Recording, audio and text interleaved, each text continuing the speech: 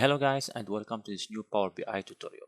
In this video, I'm going to learn how to create the decomposition tree, which is a built-in AI visual in Power BI that allows you to break down a single numeric value like profit, sales, revenue, or cost into its contributing factors step by step.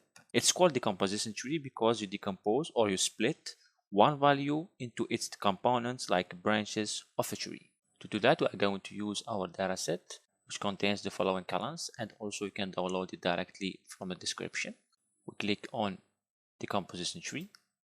Here, as you can see, we can analyze, explain by, and we have the tooltips. So basically, we want to analyze the sales, right, in US dollars, and we want to explain it by region and product. So first we can select, for example, the region, then product. Now close this one. As you can see here, we have sum of sales in US dollars, right? Now, if you want to click, choose how to split your data. We have either the high value, as you can see, find the field with the highest value for your metric, or the low value, right? So if you want high value, we get smartphones in the first position, laptops, tablets, then accessories.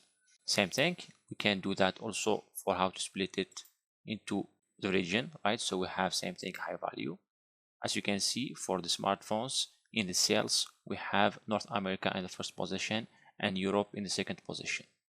Now, if we want to go to laptops, we click on laptops, and same thing, we get the two regions. Same thing for tablets and also accessories.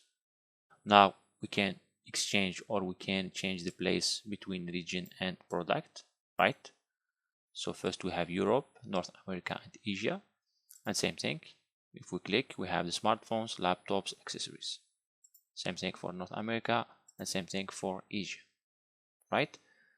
Also, if we want to, for example, format our chart, we can go to formatting, right? We have here the bars. For example, the size, we can increase the size, right? For the colors, same thing, we can change it, for example, into black, right? For the labels, we can put them, like, we can increase. Same thing for the values. And for display units, it can be thousands if you want, it can be millions, or auto, right? For the color, we can put them in black.